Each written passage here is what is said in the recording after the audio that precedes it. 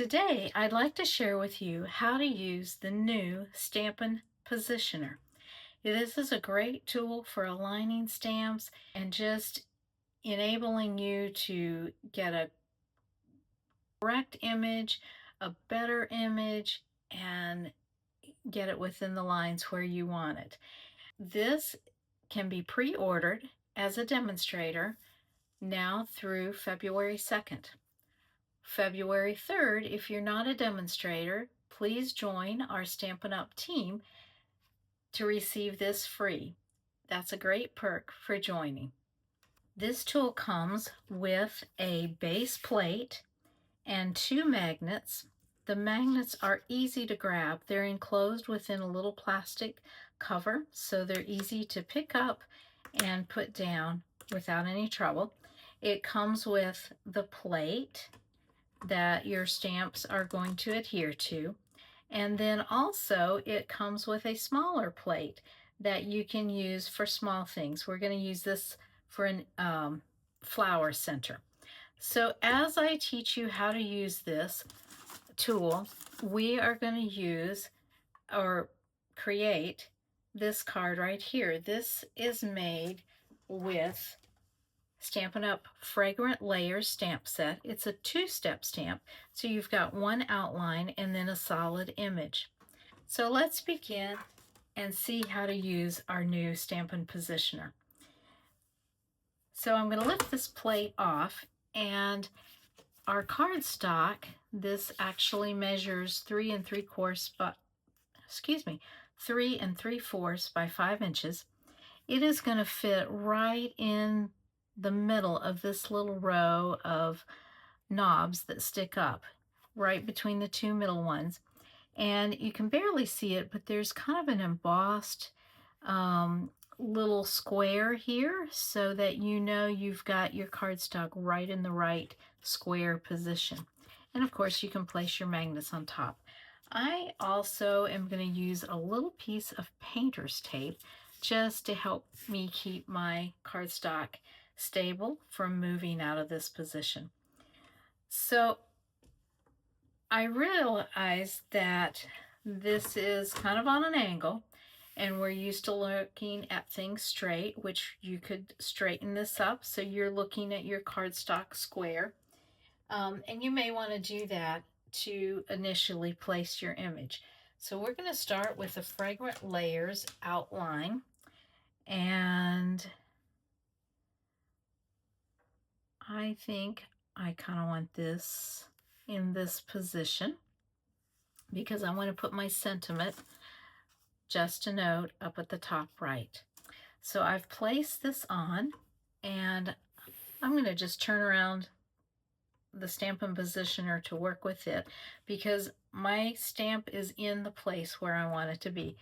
I'm just going to push this down very easily and pull it up, and there my stamp is in the correct position of where it's going to be on my cardstock. So I'm going to ink this up by walking around the ink pad on the stamp right on my plate. That is Highland Heather, and then I'm going to place my plate right back on the base, right putting it on these 2 knobs here, and just push down, and it transfers the ink so nicely.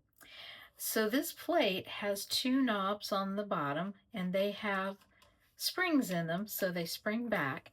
And one nice thing I like about this, there is an adequate space in between the plate and the base.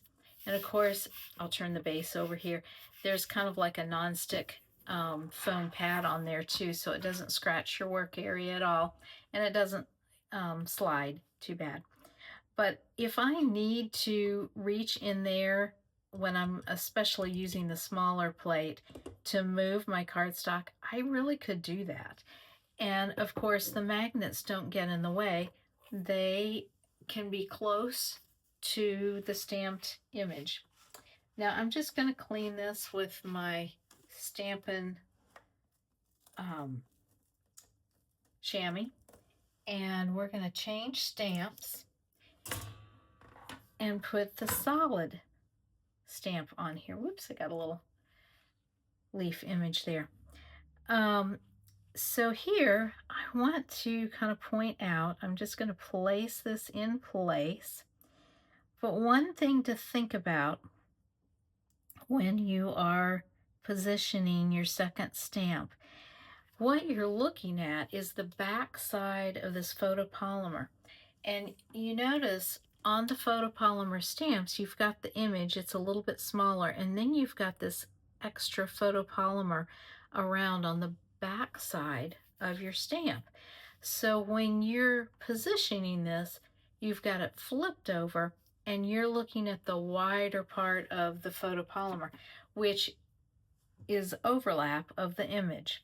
So you want to just be cognizant of that as you're placing this down, knowing that you just want the image part over the lines. So I'm going to place this back on and pick up the stamp. Now I have actually put a stamp on the back side. It does fit in here. It just doesn't have the spring knobs, but it still does work that way in a pinch if you're in a hurry like I get sometimes, wanting to see my finished product. So I am inking now the solid part with fresh freesia ink. And then I'm going to come in with my Highland Heather and a sponge dauber and flick the edges of my large flowers. This is going to give me two different colors or a variegated flower. And I love that variegated look. I love the stamps here too because they are textured and some parts of them hold more ink, some less, and it just gives a really nice, pretty realistic image. Okay, let's see whether that's enough. We're going to put this back on the two little knobs up here, press down, and there's really pretty image, but I think I want the outline of my flowers just a little bit darker. So again, I am going to take my sponge dauber and I'm going to go around the edge of these flowers with a little bit of ink, just flicking up. I'm not putting ink on the whole part of the flower, just the edge. You can even see on my stamp, the edge is a little bit darker. And this is so easy to do because my cardstock is just in place where it was the first time. And there you can see some of these flowers got a little bit darker. I really like that. So I will stop there and again clean my image with the Stampin' Chamois. And we need to get the leaves now. So there are 3 different leaves here, 3 different stamps. And whoops, sorry for the noise there, my plate hit the spring. I can put my leaves, all 3 of them, right over the image of the leaf. There's 1. There's 2, that's the 3 leaf. And here's this little baby right here. Now, I'm just going to pick up those stamps, all 3 of them. And this time we're going to ink with Shaded Spruce. I can ink all 3 up at one time and just stamp down. Now, I don't know whether you notice, I've got a little bit of ink here, and no worries, there's no ink on my cardstock. But I didn't get that one inked, so let me put that right back. I either didn't press there, yep, that's what I did. So it goes right back in place, just beautifully. There's one more thing, well, 2 things actually. We need a little bit of bright color on the center. So let's use some Daffodil Delight, and we'll use the little round center. And I have got it already on my small plate.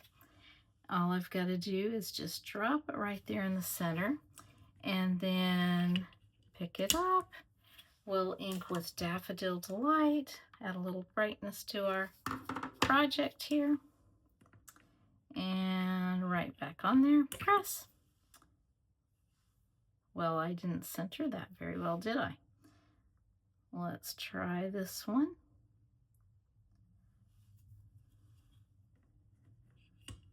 Pick that up. Ink. Stamp that down. And we'll go for this third one.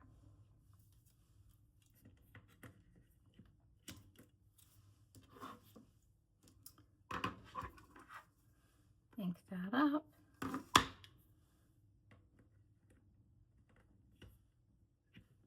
Stamp down. And I want to go back and correct this one just a little bit. So I'm going to re-put that on my center and pick that up again. Ink. And stamp down. There, much better. You know what? I could even actually make this one a little bit darker. I think I like the darker yellow there. So let's go back and do that. There are no mistakes. We can correct them and in the process make it look even a little bit better there. Okay. Now the next thing, or the final thing I want to do, is put my sentiment. And I'm going to turn this around so you're looking at it correctly, like a vertical card. And I'm just going to lay my Just a Note from the stamp set on there. And we'll place the plate on, pick that up, and I want to go back to Highland Heather. And I'm going to ink. And of course I did get some more ink on the plate, but it's not going to get on my cardstock. And I want my Just a Note to stand out a little bit more, so I am inking it twice. Oh, I really got some ink on the plate there. There. I didn't get any ink from the plate onto my project, which is beautiful. My Just a Note is just a little bit darker, and we're just going to peel this off. And then I am going to place this on a Highland Heather mat. So my original basic white cardstock was 3 1/4 by 5 inches, and my mat of Highland Heather is 3 7/8 by 5 1/8. And then I will adhere that onto a basic white base, card base, that is initially, sorry for making the noise, I keep hitting that spring. Initially this is 8 1/2 by 5 1/2, scored at 4 1/4. And just to put a little finished note on here, I'm going to use some of these purple fine shimmer gems, because they just add a little bit of sparkle. And I'm actually using both colors here. Or there are 3 colors, but I'm using 2 of them.